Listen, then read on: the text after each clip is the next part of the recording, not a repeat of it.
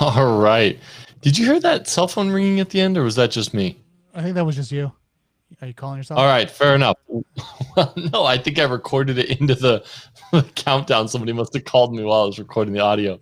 That's All awesome. right. Well, welcome to Cutting into Cybersecurity.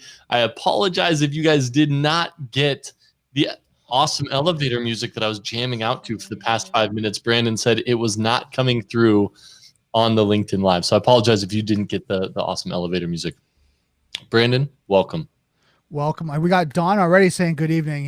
He's watching us on YouTube. On YouTube tonight. All right, let's take a peek. Can I throw that up? Oh, look at that. Can I show him on here? Oh, there we go. Good evening, Don. It's a pleasure to have you on today. Thanks for joining us on YouTube. Brandon, do you mind throwing out the YouTube link real quick that's on there along with our calendar invite? So thanks for joining us, guys. This is episode 21 in the year 2021 of the Cyber Incision live stream. I'm throwing some celebrate claps in there. If you guys are on and you guys are watching tonight's episode, please jump in the chat real quick. Say, hey, good evening. Thanks for hopping on. Let's hear your thumbs up and chat here below so I can see who's on. I'll throw your name here up here on the screen while I'm at it, just to have some fun. So, Brandon, quick recap of last week. We're going to keep it really quick. We went over a bunch of models. Now, we did bring on an individual who actually spoke about his experience with the CISSP.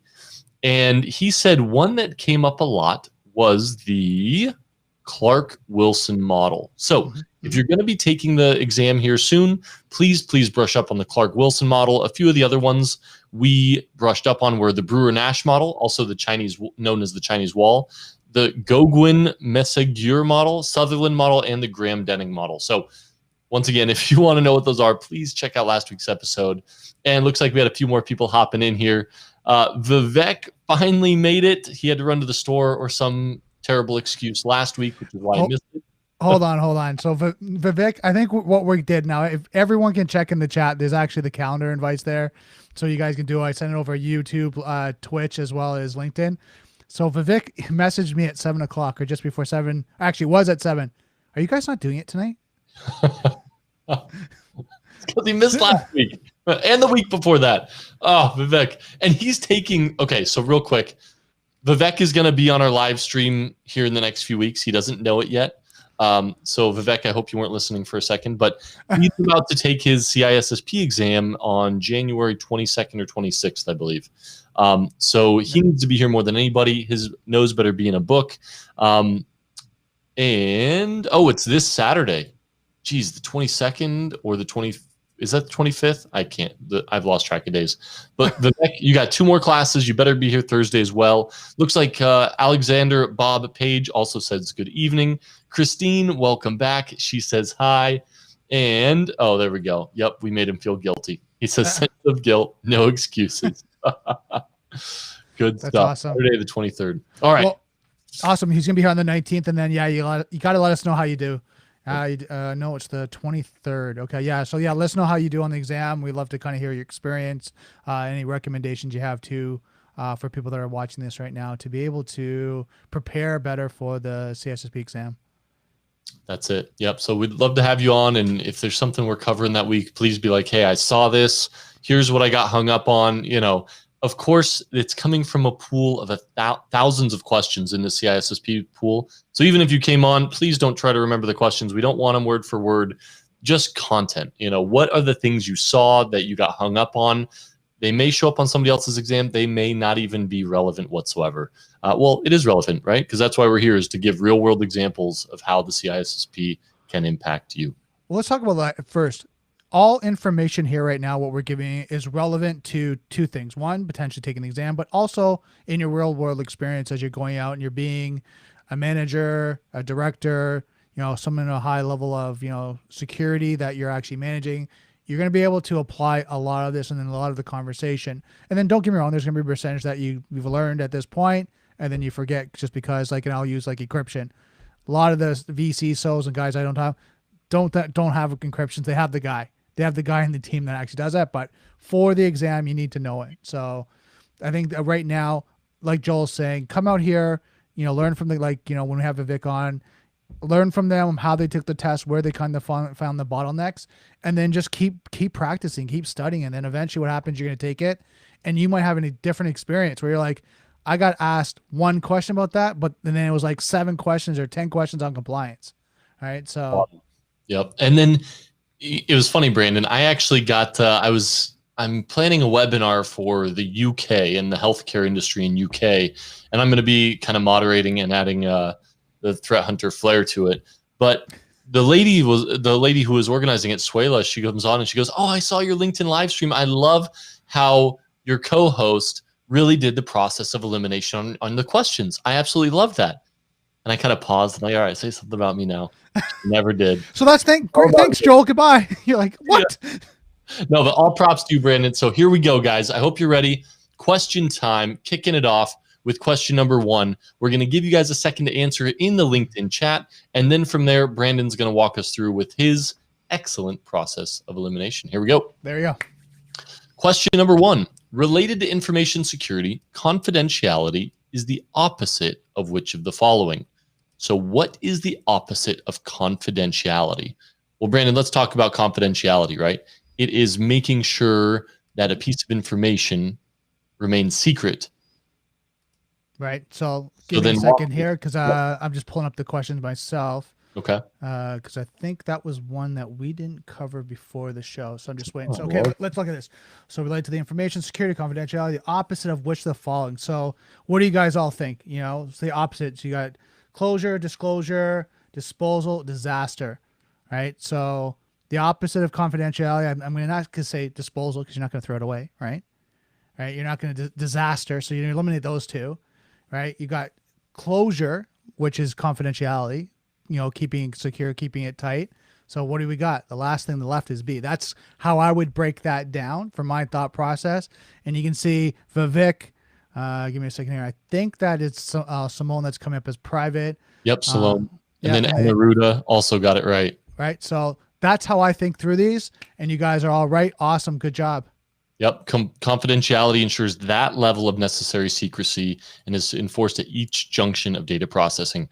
Guys, by the end of this, when you join us, you have no excuse to get questions like this wrong because we're going to hit it hard today. So here we go. Next one. Related to information security, integrity is the opposite of which of the following? So heads up, these guys are quicker than we thought they were, Brandon. So we're going to rip through this real quick.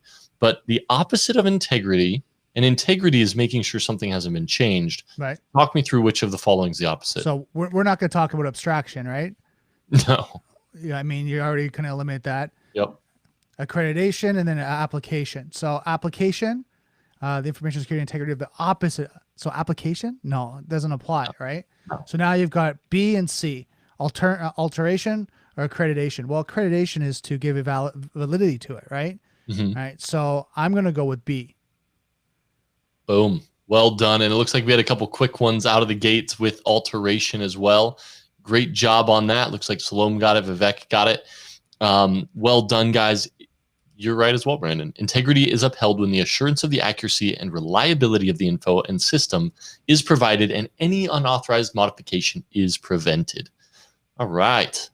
Question 28. Making sure that the data is accessible when and where it's needed is which of the following? A, confidentiality, B, integrity, C, acceptability, or D, availability?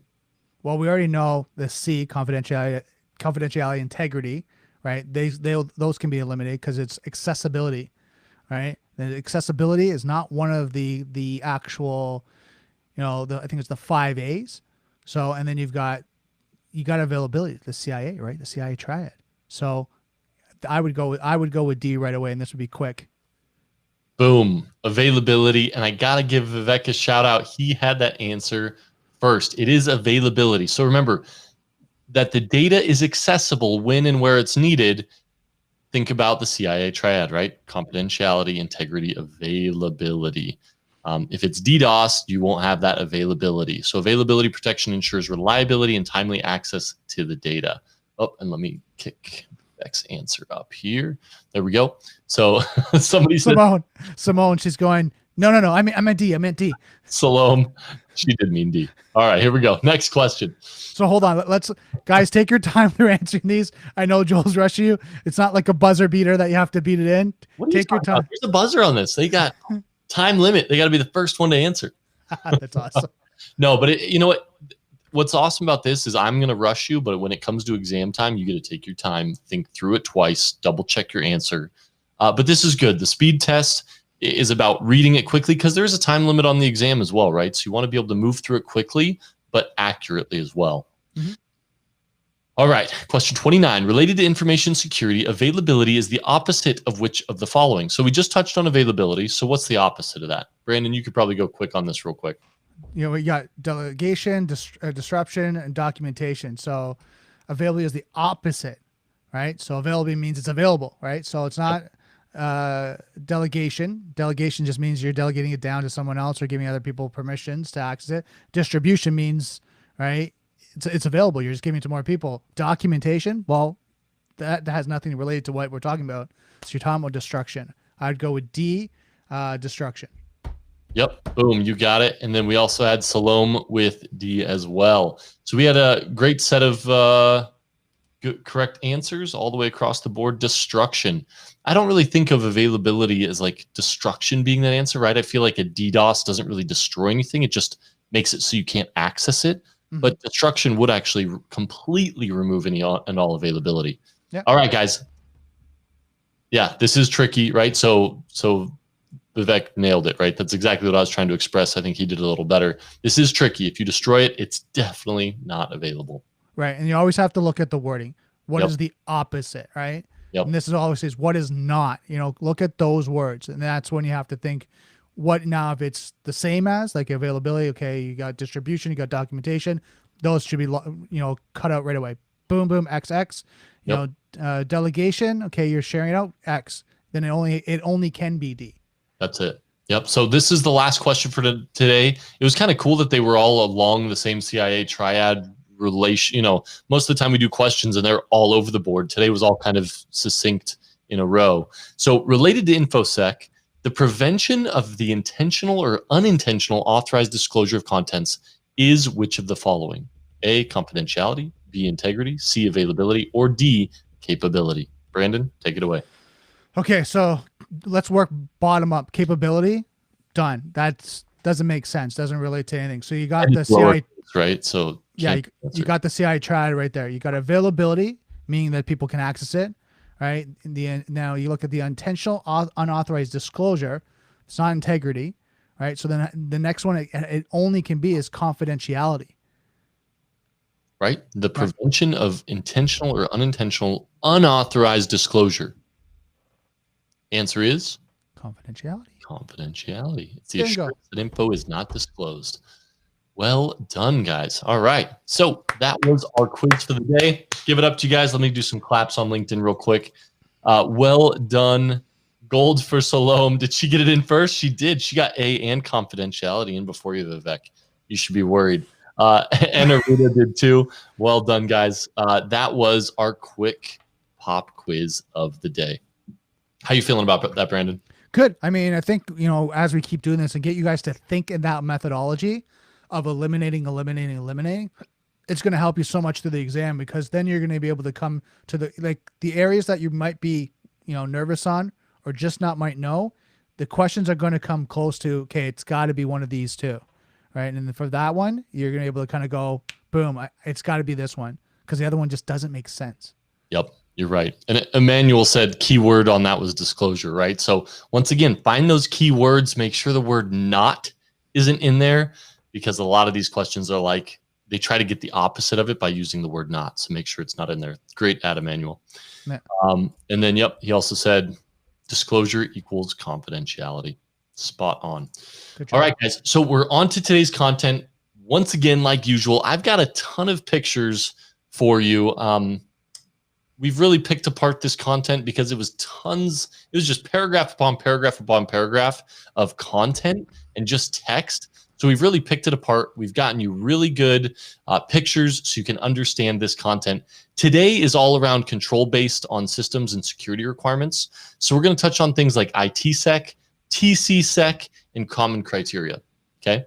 And these are important to know, and we're just going to jump right in. So those who have purchased InfoSec systems for certain kinds of applications, think, for example, national security agencies where sensitive info may be extremely valuable, or central banks or security traders where certain data may be worth upwards of billions of dollars.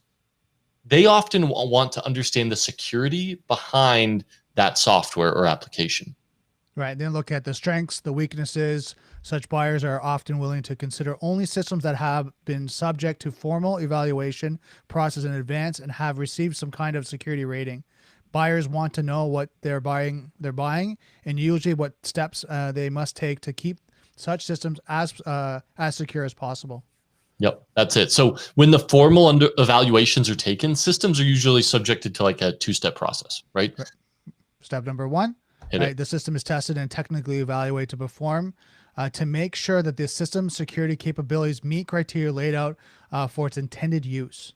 Yeah, and then as you guys know in InfoSec, like as you secure something, typically usability decreases, right? And it's an ebb and flow, finding that like right balance. So step number two is the system is then subjected to a formal comparison of its design and security criteria and its actual capabilities and performance, right? So because you got it up to the security standard, did you just neuter your application, right? What was the impact of that?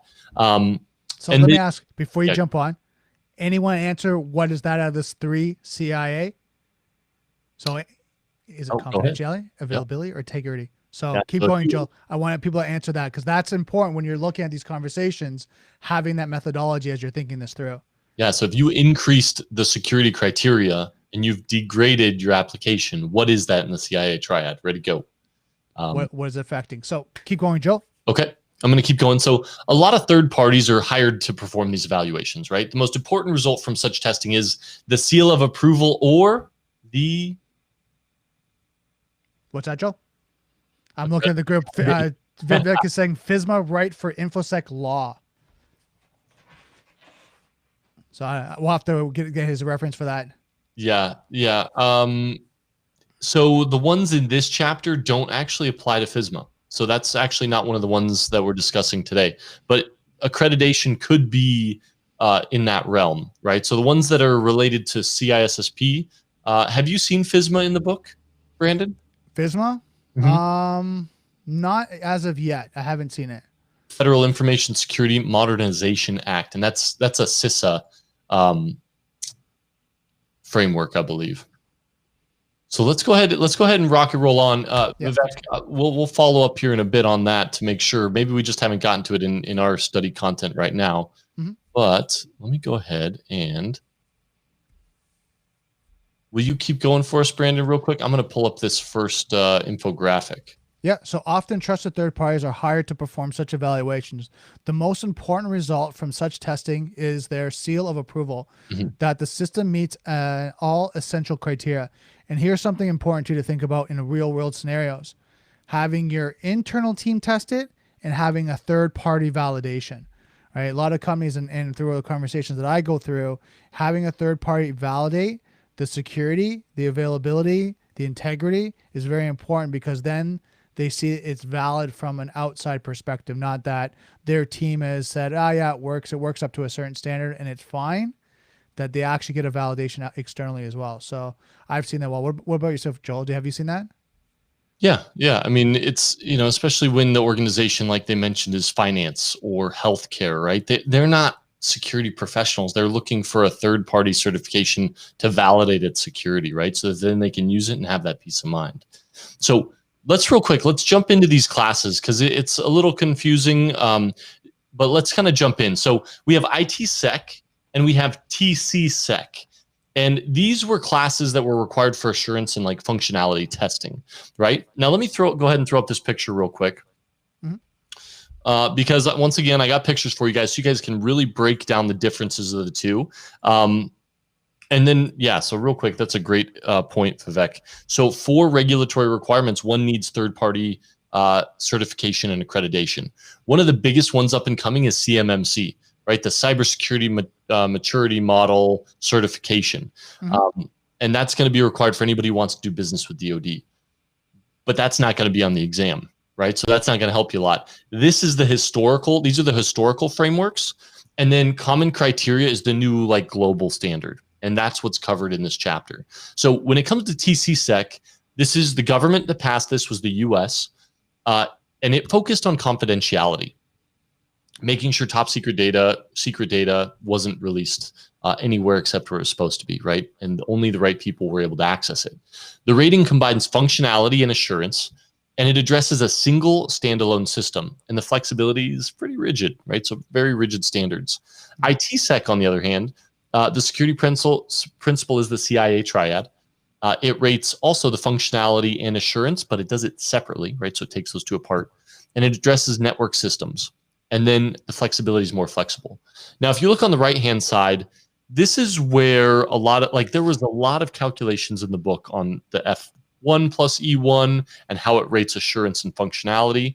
But if you see a question in there, likelihood is it's going to talk to these specific, how it's rated. So if you see F and a number, that's ITSEC. If you see D, C1, C2, B1, B2, B3, A1, that's going to be TCSEC. And Brandon, I went off on a tangent a little bit. No. But, okay. But when we bring it back, let's talk about the system's functionality, Brandon. Yeah, just 1 second. I think I know it's important. Bring this question up here, this comment. Yeah. It's important to monitor assets and services for third parties with whom you share information to make sure they are in compliance with your security policies. Yeah. So, great Absolutely. Point. Yeah, and I mean, especially for what just happened with SolarWinds, right? That was a supply chain attack. That was a third-party vendor who focused on network management and their security-focused organization. Mm-hmm. And through their lack of security in their DevOps, software development lifecycle, they impacted thousands. So, Anaruta, great point. It's now is the time to begin auditing those third-party vendor relationships. There's never been a better time to build a security policy around that. Exactly. Cool. So let's talk about ITSEC real quick. And I want to bring up this next picture as we walk through this, because I did walk through it a little bit, but let's go ahead and I do this every time to pull up a new one. There you go. Oh, it's fun. But here we go. So ITSEC, it evaluates those two main functionalities, right? So assurance is going to be that E score, and then functionality is going to be that F score. And then ITSEC uses the concepts of security targets and target evaluation. So your target evaluation is the system itself. The security targets are going to be the kind of milestones you're reaching. Right. And that is ITSEC.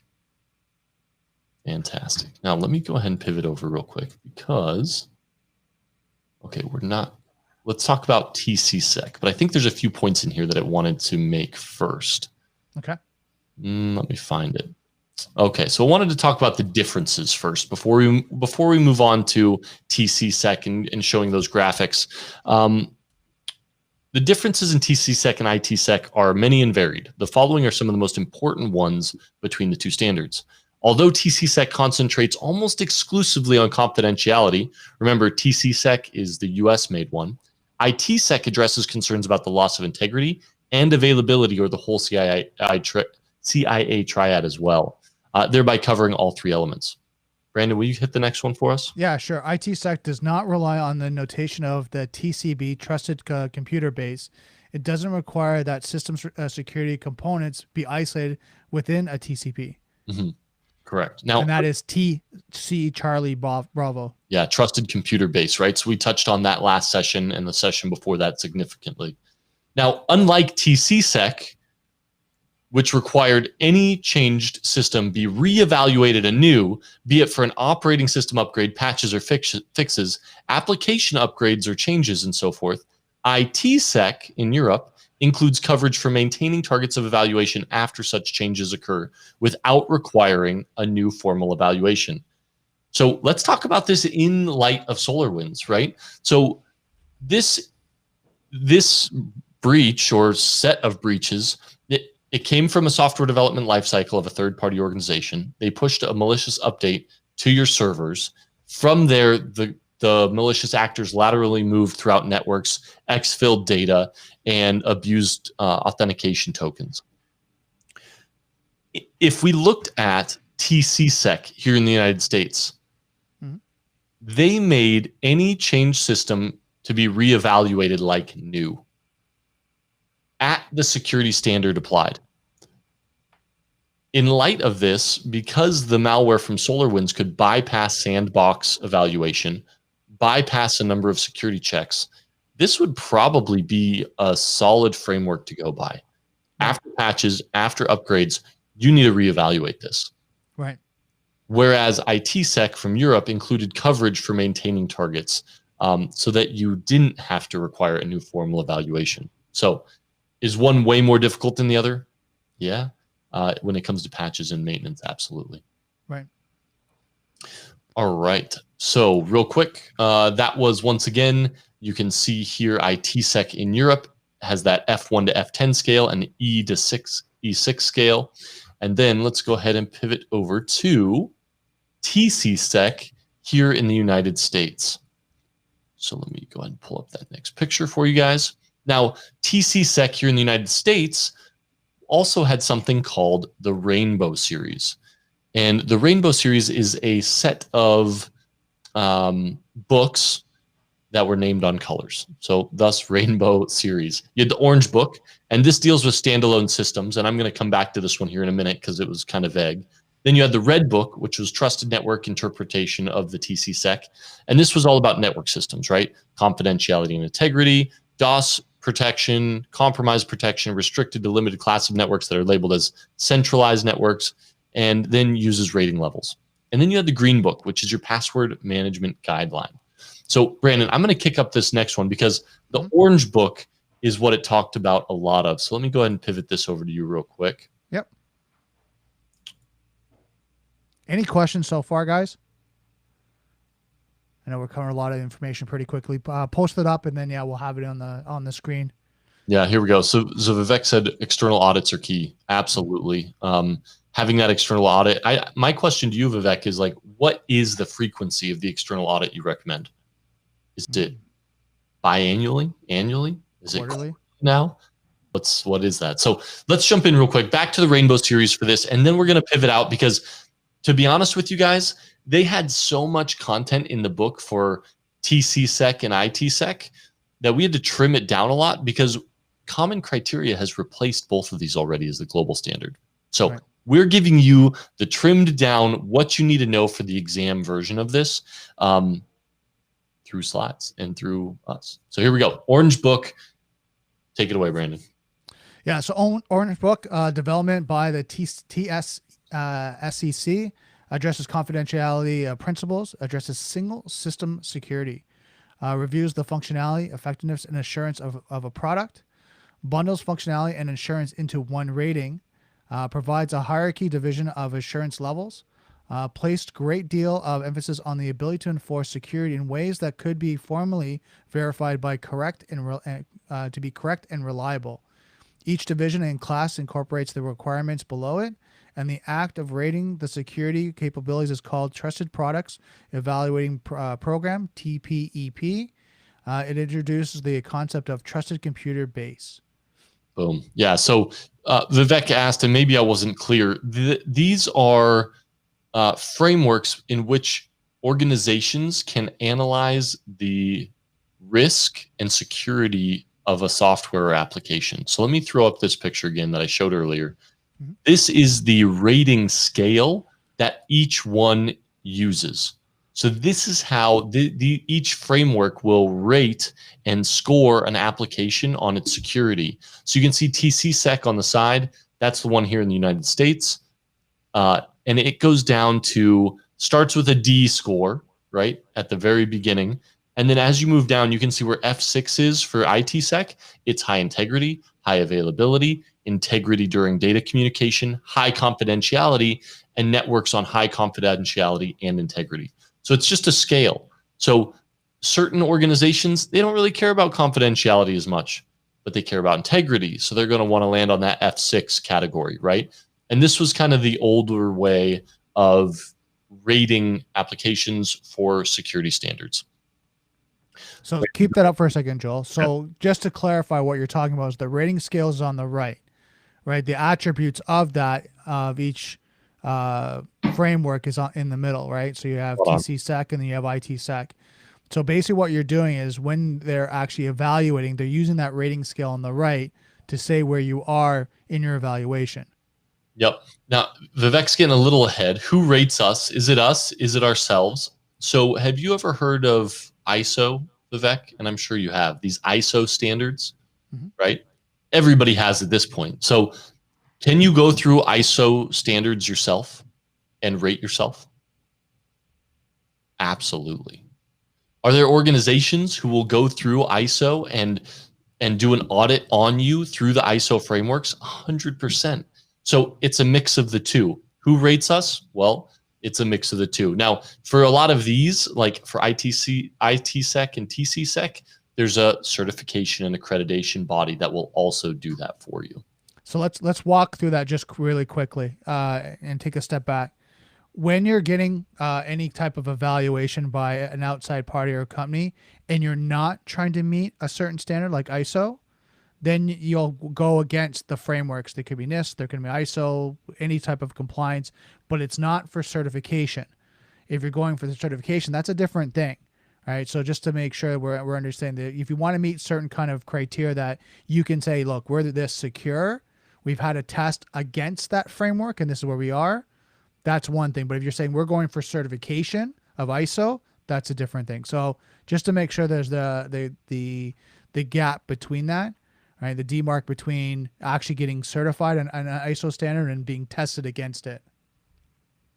Yeah, spot on. So I think what'll make more sense is when we move on to common criteria, because they really have. This is more of a global effort that involves everybody who worked on TC-SEC and IT-SEC, and it involves other global players as well. So the two teams who are independently building those standards, they came together to create common criteria so that everybody could kind of come around one common criteria to use for this. So ultimately, it's going to result in the ability to purchase a common criteria evaluated product. The common criteria defines various levels of testing and confirmation of system security capabilities. And the number of level indicates what kind of testing and confirmation has been performed. Nevertheless, it's wise to observe that even the highest common criteria ratings do not equate to a guarantee that such systems are completely secure or that they're entirely devoid of vulnerabilities or susceptibilities to exploit. Whew. It's about full. That was yeah. So once again, right, this is an accreditation body. You can go through and you can get common criteria evaluated, but that does not guarantee, kind of like a pen test, right? Did those pen testers find everything an external malicious actor would? Maybe, maybe not. And depending on what they pen tested against and what their framework and their level of skills, there's all different variables, right? Yep, that's it. So what made common criteria an international standard? Well, there's a document titled Arrangement on the Recognition of Common Criteria Certificates in the Field of IT Security that was signed by Canada, France, Germany, UK, and the US in 1998. This was the doc that made it an international standard. Right, and this is the document was converted to that by ISO into an official standard, the ISO 15408. So you want maybe to document that just so you guys have an idea of it. Evaluation criteria for information technology security. The objective of the CC guidelines are as follows. Boom. Yep. So common criteria developed by ISO, developed primarily to reduce the complexity of security ratings, evaluates products against a protection profile. They're assigned to evaluation assurance levels. So remember those scores before? The E score, the F score for TC-SEC, and then the other one, for IT-SEC for Europe, and then the D all the way up to high confidentiality integrity for IT-SEC. This is very different. It's all based on EAL, which are evaluation assurance levels. And then you can see the ISO 15408 is used as the basis of evaluation for this. All right. Exactly. So next, the common criteria process based on two key elements: protection profiles and security targets. Protection profiles, PP, specifies for a product that is to be evaluated, the TOE, the security requirements and the protections, which are considered the security desires or the I want from a customer. So I'm sure a lot of us kind of ran into that where customers goes, I want this, I want that, I want this. This is what we're talking about here. Boom. Yep. And Vivek was spot on, right? So he knows the 7 levels of EAL. What we were going through was ITSec and TCSec was the older version of that before these 7 levels of EAL came into existence. So spot on. So let me get a quick picture up. Here's what the common criteria evaluation will look like. You're going to start in the bottom right-hand corner. You'll be in a common criteria testing lab. You can see the dotted line that goes up. They're going to review the ST, which is the security target, and the protection profile. But the hard green arrow to the left is the evaluation. So they're going to evaluate the target of evaluation. That's the application or system. Mm-hmm. Then that's going to go up into implementing the security target, making sure it maintains that security standard. You can see the TOE is the IT product or the target of evaluation. And then the protection profile description, or sorry, protection profile conformance claim as well. Go ahead. Right, but it conforms to, right? So they're actually assessing it against the common criteria. Right. So they're taking your protection profile and they're ensuring that it conforms, right? And then there's a conformance claim that they're going to match up against that ISO 15408, and then they conform it to the protection profile as the baseline, right? So kind of a weird graph, but once you stare at it long enough, it starts making sense. Well, it better make sense by following the arrows. But yeah, so kind of walk through that just easily. Common criteria testing lab. You've got your target, your security target. You're evaluating that. It moves up to conforms to the common criteria, so they're evaluating against that, and then they take your protection profile and they go back to your security target just to make sure everything is secure, and that's kind of the full evaluation. Yeah, you got it. So real quick, I'm going to kick it over because it's talking about protection profile, and there's a lot of little small text in there I don't expect you guys all to read. So let's jump into it real quick. Now, Vivek has a comment here. We throw it up on the screen real quick. Yeah, just give me a second here. So he's asking, give me a second here. Are these manual tests or automated? Sorry, folks, not trying to hijack the chat. If someone can answer. I'm getting a clear picture ahead of the exam on Saturday. Yeah, and that's what we're here for. We're here to help everyone prepare. So as you guys are getting close to that exam and you have lots of questions, go for it, right? This is why we're here. So are these manual tests or automated tests? What do you think, Joel? Yeah, so let's talk about that. So the picture I just threw up, they were in a common criteria testing lab. Now, when you're doing a pen test, there are a number of automated checks you can do and a number of manual checks you can do. Now, as you increase, okay, hold on, let me pull up. So I was about to share a different one because I'm working through it, but let me pull this up real quick because this is going to make a lot more sense because I'm already speaking to it. All right, so here are our EAL packages. So remember, for common criteria, it's not just talking about the security. I'm not just pen testing a tool and telling you how secure it is. It's actually talking about the testing of the application and how the frequency, is it formally verified design and tested. So let's walk through common criteria EAL packages. EAL1, it's functionally tested. So somebody's gone through, they've done a functionality test. They can say, look, there's no blatant leaking of information from this application. Then it's structurally tested. And then EAL3 is methodology. Methodological. Tongue twister for both of us. Yeah, there we go. So it's tested and checked methodically, right? And then level 4 is it's designed, tested, and checked methodically. And here's the interesting one. I got another picture for you that I was going to hold off till later, but since you asked, I thought this was really interesting. So when we're walking through those, we got up to level 4. But look at this real quick. So we talk about automated. I'm going to assume there's some manual going through this, right? Any functionality testing for a new application, you're going to have to manually do it. But when you see this, you could see the level of confidence. Lowest for level 1, highest for level 7. but oh, come back. Where is it? Did I not put it in here? Hold on real quick. Which one are you looking for, Joel? Now I have a bajillion screen. Remember when I told you I had it all labeled 1 through 10? Yep. Yeah, well, I must have missed one. I was totally ready. That's awesome. Oh, I'm not seeing it. So it was interesting. So I'll just speak to it real quick. Let me pull that back up. All right, number 8.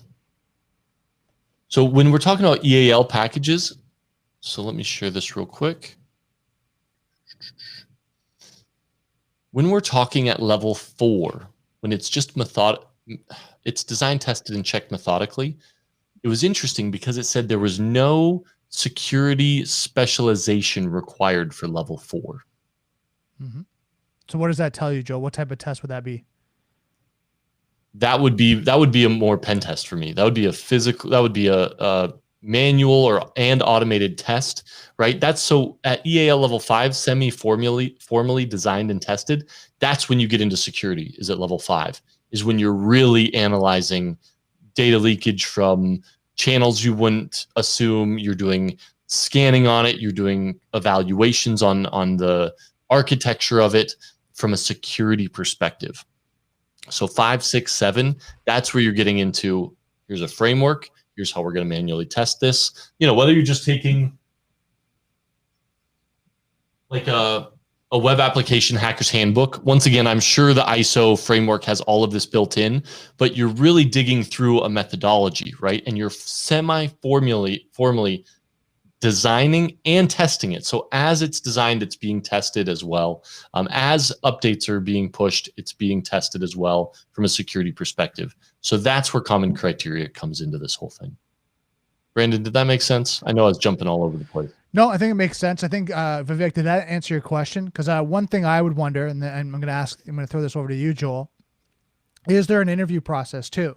Because in some of these testing phases and all that, there's a technical testing phase, and also there's an interview phase where they're interviewing resources or key players in the environment.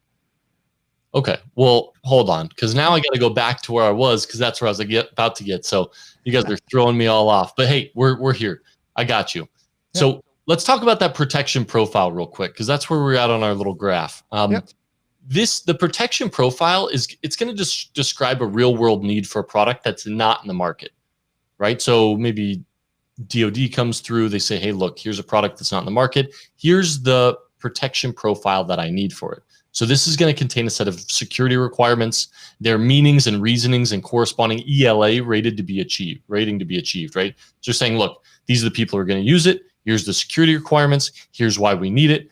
This product doesn't exist yet. Then they're going to go through the environmental assumptions, the objectives, and the FA level expectations. It's also going to justify the assurance level and requirements for the strength of each protection mechanism, right? So it's going to go back and justify each one as it's implemented. And then it's going to provide kind of milestones, right? Or necessary goals and protection mechanisms to achieve that required security level. So that's your protection profile. And then you're going to apply that to your target of evaluation. Okay. So did that answer is there like a interview I think that was the question, right? Well, I think one of the questions that Vivek had, and I don't know, maybe some other people have, is you have a lot of these technical security controls and security, tests, but is there also a manual process of maybe interviews? Because I know for security gap assessments and things along that line, a lot of those are just interviews, right? And you're interviewing against the compliance. Yeah. So, and I think that's spot on with this next portion is, look, there are different sections to this protection profile. And one person may not have all the answer, right? So this is where, as an organization, you need to have the right stakeholders in place. Mm-hmm. It can't just be your CIO laying the law for all of this. You need to have you need to have the stakeholders together to provide these different sections. Well, what's the security problem description? What's the security objective? And then what are the security requirements? These all may come from different parties. So quite potentially there would be, but yeah, for a product that doesn't exist yet, those are the different sections you need to be able to map out. Awesome. And then Vivek just chimed in. He said, yeah, absolutely clarify, and gave me the big picture. So good job, Joel. trying. I'll be the one to say it for you, right? You're doing an amazing job. Keep it up. Even though you got the prettier hairdo, man, I'll try. And my Deadpool shirt. Yeah, it's all working out. It's all working for me. Hey man, I'm still in pajama pants, so it's all good. All right, it looks like we got another question from Anaruda. I also hope I'm saying your name right, sir. But he said maybe this question detours. Let me throw it up on screen. From the current discussion, but what would be the scenario when Windows 10X comes? I read it will have a separate partition for Windows updates that users don't have access to. Does it break any of the CIA triads? And I think I missed part of that. And how someone can maintain compliance. Oh, what a great question. What a great question. So when it comes out, it's going to have a separate partition or space in memory in which the update will be isolated or sandboxed. Does that impact confidentiality? No. No. Does it impact the integrity to make sure nothing can be changed? No, it actually increases the integrity. Because so think about this one. HP was doing this for a while now, and they have the golden image where they've actually isolated it, right? Where if a malware gets installed onto a system, you can actually reinstall the operating system from the golden image that hasn't been manipulated on the actual device. So this is kind of what he's talking about. Yeah. And I think this is going to be, yeah. So interesting. Sean Delane said, that's interesting. Windows X is essentially Windows Core. And I believe Windows Core is the server software, correct, Sean? So are you talking like bringing the update down to like a WSUS server on a separate partition for that? So I'm going to have to do more research. I think the answer is, from what I'm initially thinking, I don't believe it breaks the CIA triad. I think it might actually increase it. Yeah, like there's a purpose they're doing it, but I'm also going to have to dig into what that purpose is. So, well, like I said, when I went to the HP's kind of private event, they were already starting to do this with their operating systems, something along this discussion. And the reason why it was because they were trying to prevent malware from corrupting the OS. And if it did, it would reinstall the golden image, and then you'd be up and going, no problem. And you wouldn't have to worry as much about malware or it actually propagating through the network, because it would recognize that there's something being modified in the actual OS, on the operating system, and then it'd reinstall. Yeah, and great. then of course, and all of this in a network environment, they're assuming that your data is actually on, the environment on a server somewhere, so it's not on the local device. So them just refreshing the system should just be, the operating system and applications of the reinstall. So, Vivek, I got to throw this up on the screen. You asked him if we clarified. He says, yes. It's like fast food. I think he's hungry. He's had like 3 food-related comments. And restaurant talking about service quality, cleanliness, taste of food, like sorta. Yeah, like sorta. But you're also asking, how is this tested? Is it tested methodically? Is it tested formally? Or is it tested semi-formally, right? So that's where that comes into play as well. So you're saying, okay, you have quality, cleanliness, taste of food, security. How often is that tested? How is it tested? Is it security-related testing? Is it not? That's where the EAL levels come into play. I think we were careful with Vivek. I don't know if he's trying to make you hungry. I'm always hungry. Hold on. So it looks like Sean was making a comment there as well. Let me put this on the screen. From what I understand, the UI is the new shell and has removed all of the legacy components. Yeah. So Windows Core it's like Windows Server command line edition, right? So imagine only have accessing to the CLI, but you can toggle the GUI on and off. But yeah, it's a really lightweight version of Windows Server from what I've done. We got some laughs out of Vivek. All right. We got to get back to content though. It's already 8:19. All right. We got some more to go. We may run over a little today, to be honest with you guys. So we've really hit that. We've talked about the structure. We already jumped ahead, so I'm going to keep scrolling if that's okay. Yeah, go ahead. Oh, there it is. So I said I had a picture with it, but if you scroll down, there's the massive table they put in the book. But if you look at level 4, it says methodically designed and tested and reviewed. This applies when rigorous, positive security engineering and good commercial development practices are used. This does not require substantial specialist knowledge, skills, or resources. It involves independent testing of all TOE security functions. So you're still testing the security functions, but there's no specialist knowledge or resources required when reaching EAL level 4. Now, when you get to level 5, it says uses rigorous security engineering and commercial development practices, including specialist security engineering techniques for semi-formal testing. So this is talking about the engineering techniques and testing techniques in the development lifecycle, right? Right. Also, looks like Anaruda is leaving us.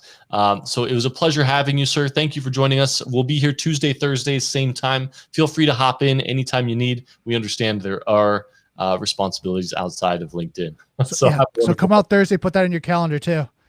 Yep. Do you want to throw out the calendar link to them one more time in LinkedIn? This is our Google Calendar invite. It's Tuesday, Thursday, 7:30 to 8:30. Feel free to add it to your Google Calendar. We'll throw it in the LinkedIn comment here. Yeah, just give me a second here. All right, guys. So I'll go ahead and keep rocking and rolling. So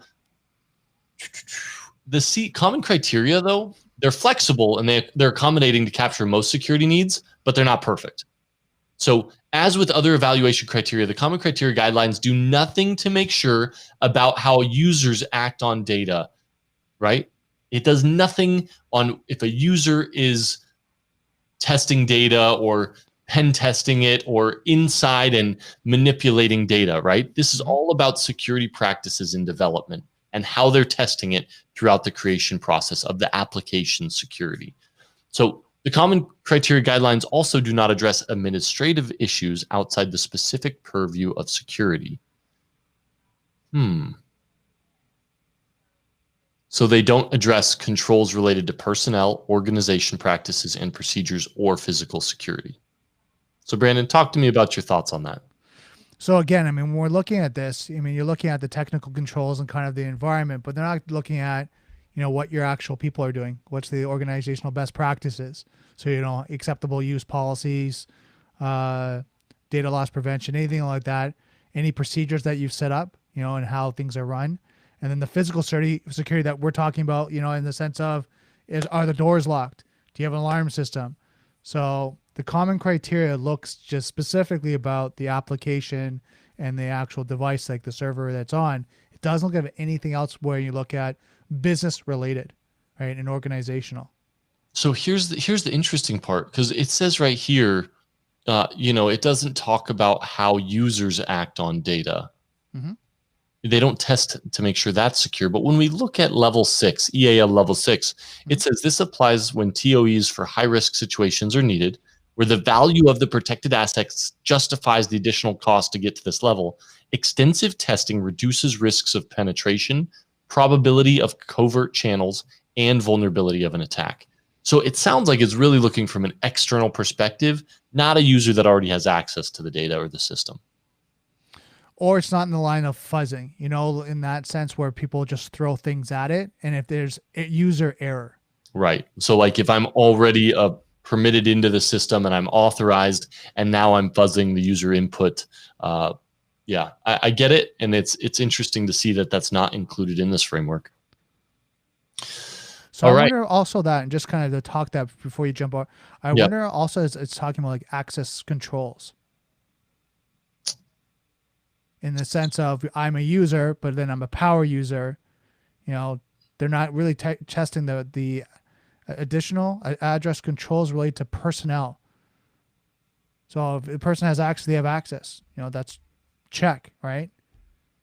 But does it, look at the actual permissions that they're supposed to have? So I think that's some of the things that we have to look at as well. So I'm reading here, common criteria maintains a list of certified products. This includes operating systems, access control systems, databases, and key management systems. So yeah. Control systems, but not access control lists. So systems that have access to it, but what about individuals, personnel? But you have to... I'm putting that out there. I'm asking you. That's what I'm just trying to devil's advocate here, because it's not directly saying groups, policies, things along that line. So I'm sure for the functionality, but remember, this is about building the application and testing the security as you continue to build the application, and you're going to maintain this level Mhm. of testing and veracity when analyzing your product. So what the common criteria does is it's a set of guidelines and specifications for evaluating the claim an organization is putting against their product. Right. Right. So the product is going to say, we're this level and this is the testing we do. And then common criteria comes in and does, okay, here we're looking at your processes and here's where we place you. And we can certify and accredit that. Right. So that's where I go. Yeah, it's really interesting. So Yep. everybody good with common criteria for what is available in the book. That's what we had. Please, if you have other questions, feel free to reach to Brandon or myself offline. We're happy to dig into it further on behalf of you if you have more questions, or ask Vivek and he'll talk to you about In-N-Out Burger. No, I'm just playing. Fast food restaurants. Fast food restaurants. But remember, this is important stuff, and it's now a global standard, so it's important to know it. But let's talk about a few other ones, because Vivek was talking about, well, what about FISMA, right? Well, let's talk about a few other implementation and, for industry and international security implementation guidelines. What are some other ones that we have? Brandon, talk to me about this first one. Yeah. So in addition to overall security access models such as common criteria, there are many other more specific or focused security standards for various aspects of storage, communication, transactions, and the like. Two of these standards you should be familiar with is PCI DSS, which is Payment Card Industry Data Security Standards, and then International Organization for Standardization, which we all are learning and know, ISO. Yeah, so let's talk PCI, right? So I grabbed this screenshot because there's a lot of PCI DSS requirements. Mm-hmm. Let's start at number 1, right? Do you have a secure network? Can you secure cardholder data are 3 and 4. 5 and 6, vulnerability management. 7, 8, and 9, access controls. 10 and 11, network monitoring and testing. Do you have visibility into your own network? And then level 12 is a robust information security process and regulations that your organization adheres to. So that's PCI DSS. They come in and they can certify you at one of those levels. All right. So PCI DSS is a collection of requirements for improving the security of electronic payment transactions. These standards were defined by the PCI Security Standards Council members, who are primarily credit card banks and financial institutions. This is very important right now to kind of keep in mind. A lot of companies went into e-commerce and online, and this is something they need to look at. Mm-hmm. Absolutely. And the nice part about companies who are pivoting online is, like, they can use a third-party card processor who then adheres to PCI DSS and is certified at a certain level, right? But so make sure you check. That's right. Because you're spot on, right? This process defines the requirement for the security management, the policies, procedures, network architecture, even software design, and other measures that are going to help protect you and the cardholders who shop and purchase items through you. Exactly. Yep. And then Vivek, man, you've been a step ahead today, man.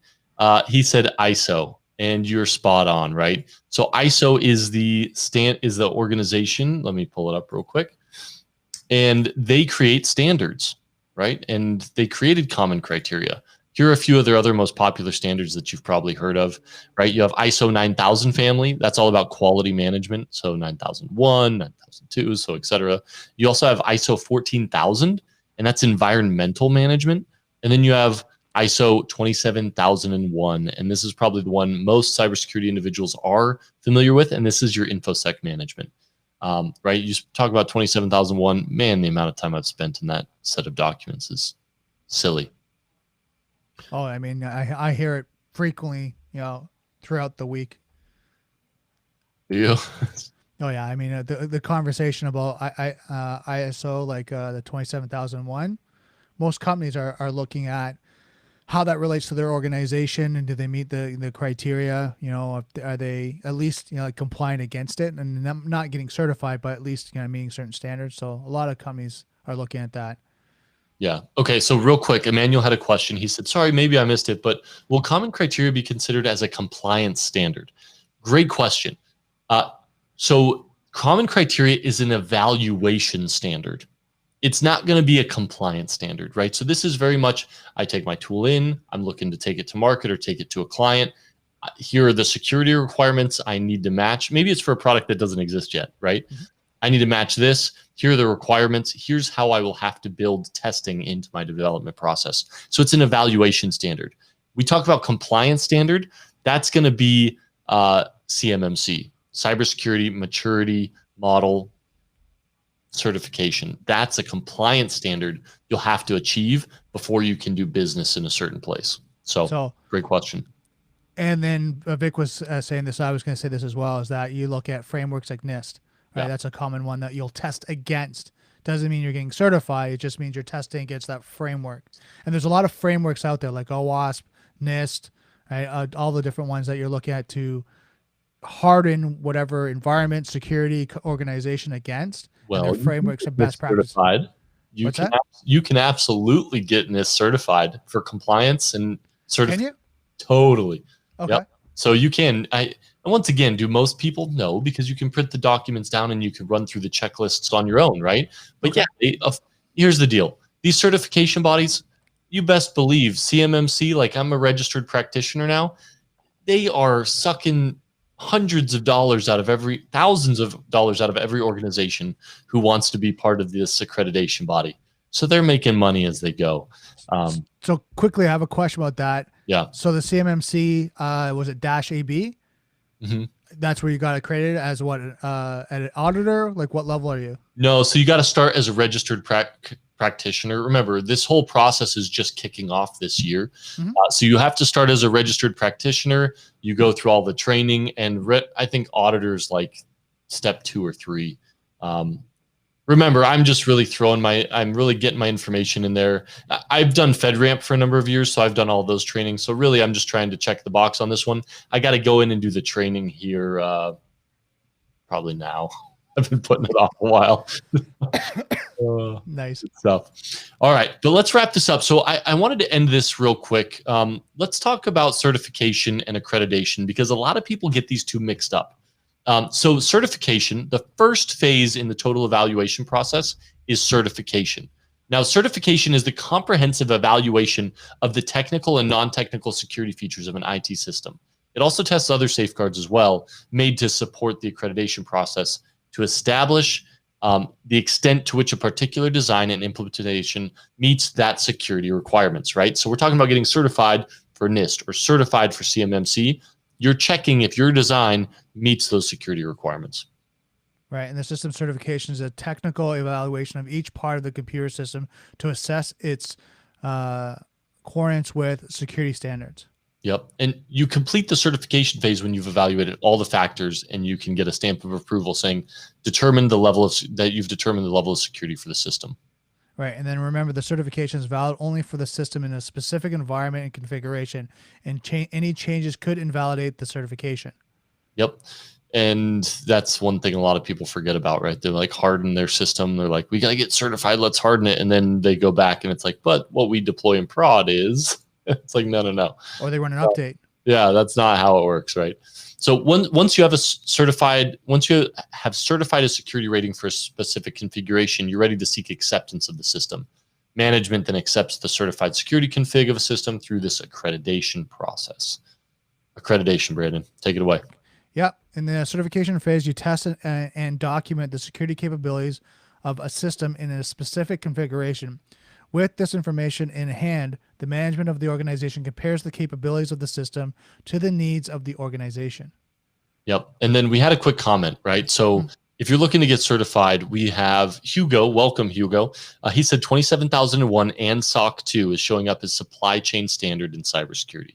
Absolutely. And for those of you who aren't familiar with SOC 2, it has nothing to do with your security operations center. It has nothing to do with a SOC as you would know it. But yeah, they are standards and also certifications here in cybersecurity and InfoSec. Great ad. Now, real quick. So when you were talking about the process of certification and then accreditation, it's an iterative process, right? So in the accreditation phase, it's not uncommon to request changes to the configuration or additional controls to address security concerns, right? So the certification is, here's my config, here's the test. I now certified that configuration. But in accreditation, you can go back and say, okay, change the config, retest the security controls, and it's iterative in nature. Mm-hmm. All right. Now, remember, when you change the config, you must recertify the new config. Likewise, you need to recertify the system when the specific time period elapses or you make any configuration changes. And then security policy, Brandon. Well, yeah, and your security policy should specify what conditions require recertification. A sound policy would list the amount of time a certification is valid along with any changes that would require you to restart the certification and accreditation process. Yeah. And then there's 4 phases to accreditation. You have definition. So you have the assignment of the appropriate project personnel, documentation of the mission need. You're going to be accredited in XYZ. And then you register for negotiation and the creation of your system security authorization agreement that guides the certification and accreditation process. So phase 1, definition. Phase 2, verification. This includes refinement of that SSAA, the agreement, systems development activities and certification analysis. So definition, verification. Then you have validation. So further refinement of this certification evaluation of the integrated system, development of the recommendations to the DAA and the DAA's accreditation decision. And phase 4 is post-accreditation, and that includes maintenance of the system's operation, change management, compliance validation, etc. So certification is one thing, accreditation is a totally another. And those do get mixed up often. All right. So everybody with us? I know that can get a little dry at times. That is the CISSP book to a T. Yes. It really is. It's tough to work through, which is why we're here. But trying to entertain you guys as we go through this. That's right. But here we go. Ready, guys? We are up to, I wish I had it. Oh, I do. That was the last portion. But we are into our threats to review section. So coming right up are the threats that we're going to review. So what are some threats that could hit you and your organization? And to be honest, there was a threat in here that I have never heard of before. So let's go ahead and jump right in. Yep. Our first couple threats are maintenance hook. What is a maintenance hook? Well, it's a type of backdoor. It's got instructions within software that are known only to the developer, right? So this is think of a super admin creating a hook that only he knows. It's useful for the development phase, countermeasures for code review, quality testing, patching, and then preventative measures, right? Use your HIDS, use file system encryption, and then implement auditing. Now, it's interesting. So I did a pen test not too long ago, and what they did was they put in a maintenance hook.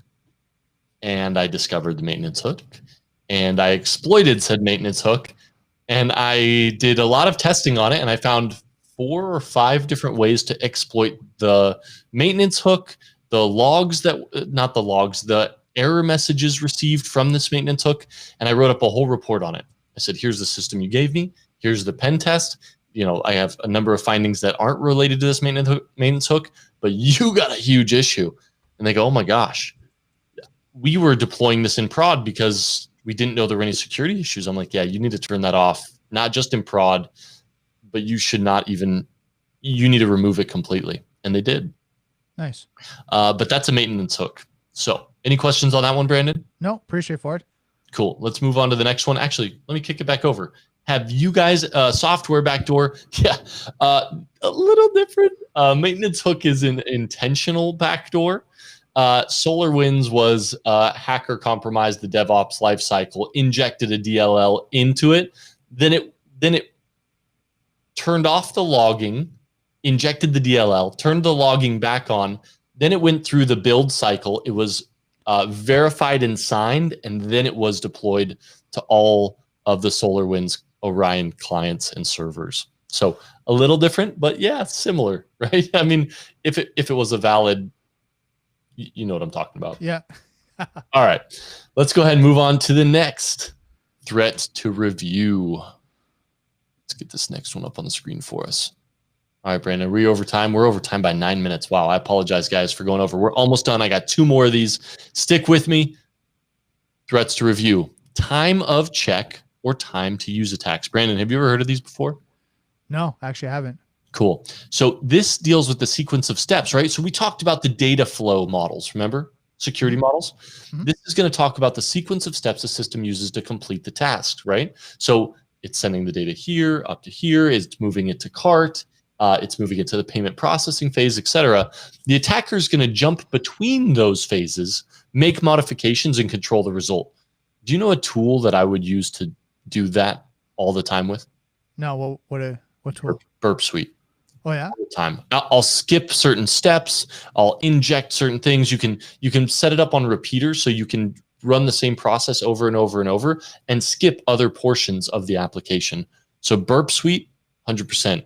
The countermeasure, use of software locks. This token only applies to this page or this process.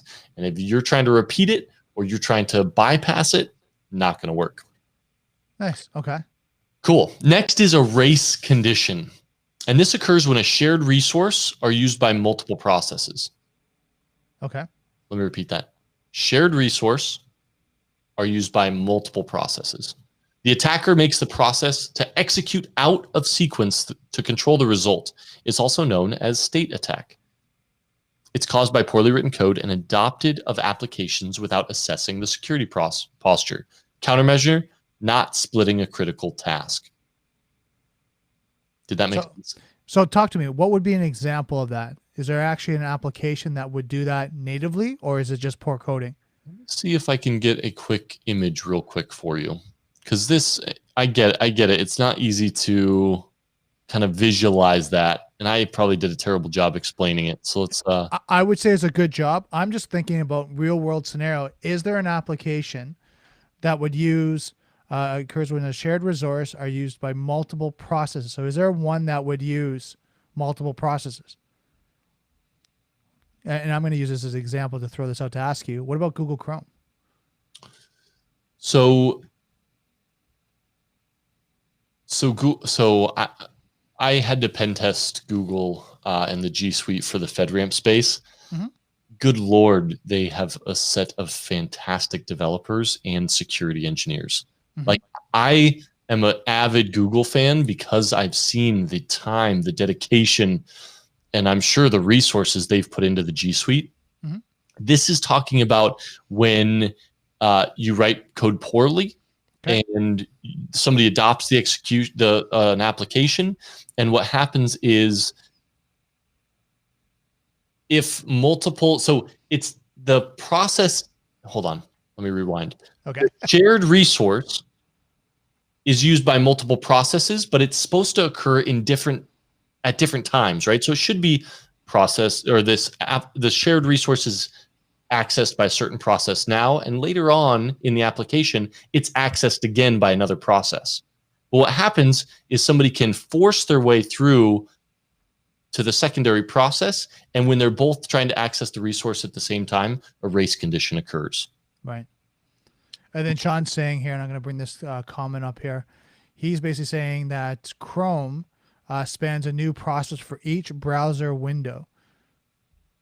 Yeah, absolutely. So, right, there is no race condition because each window has access to its own resources, right? So there's no shared resource there.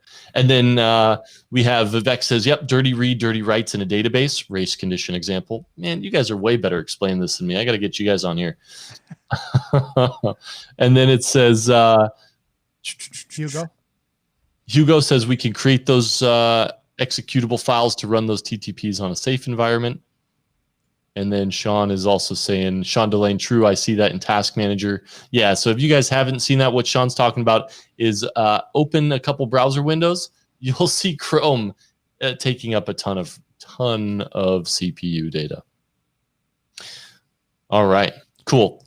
Let's go one more threat to review, and then, guys, we got to get you out of here. So last one, I promise.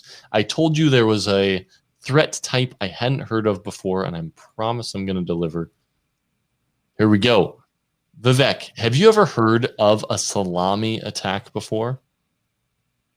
I had not. But let's walk through it real quick. So incremental attacks, these attacks occur in slow, gradual increments rather than obvious, recognizable attempts. Makes sense, right? As it implies. Next one is data diddling. This is an active attack where the attacker gains access and makes small, random, incremental changes to data. So this is a type of incremental attack. It's performed more often by insiders than outsiders. So think encryption, integrity verification can help detect this attack. Oh, what? Vivek has heard of it.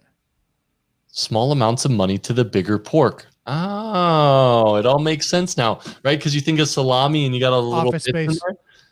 Office Space. That's it. Shauna got it. Full pig, excuse me. Guys, you guys are good. I'm telling you. So I hadn't heard of the salami attack, but now that you say Office Space, who hasn't heard of the salami attack? And this is a systematic deduction of very small financial value, right? Regularly and routinely. The segregation of activities, proper access control, setting financial transaction monitors can detect this attack. But if they can't, you can siphon off a penny off every transaction and make a fortune. Who does that in the real world? Do you know, Brandon? Let's not comment on that. We don't know. We don't know who's listening. Yeah, that's true. Cryptocurrency exchanges do it. Oh, for sure, right? They skim off the top. Well, I guess banks do it too, right? That's what I'm saying. I don't want Big Brother that's listening to this. There we go. All right, guys. That's all we got today for you. Please give us a thumbs up if you liked it. Give us a little round. I'm going to give you guys a round of applause because you guys stayed awake through all of that. Thank you guys for joining us on the Cyber Incision live stream. Vivek, we will see you on Thursday. Everybody else, you guys should be here too. We will be covering. Actually, I don't know what we're going to be covering. That's kind of the fun of this. I find that out tomorrow. That's awesome. Now, quick thing for you guys, just to say thank you so much. Today, because we've been so busy with all the comments, we actually got a notification here. And I think, Joel, do you see that? Yeah, I was throwing it up. Yeah, congratulations. We received 100 messages today with the Restream chat. So yeah, all you guys commenting, all that, it keeps the engagement going. Just thank you so much. Make sure you share out, and I'll actually post it again, the calendar invite that you guys have to make sure that you're able to make it out on Tuesday and Thursday. Vivek, this is especially for you. We know that you've missed a few of them. Awesome, guys. But no, thank you, Christine. Thank you, Sean, Vivek. For those of you who are first timers, Hugo, Manuel, Emmanuel, thank you guys. We appreciate you guys more than you know. Anaruda, I know you made it as well earlier and probably dropped off. But guys, thank you. And Vivek, I promise to keep making fun of you and your hunger pains. Guys, thank you so much. This was episode 21 of the Cyber Incision live stream. Thank you guys so much for joining us once again. Joel and Brandon, over and out. And it helps when you play the video right at that time, but I failed. So see you guys on Thursday.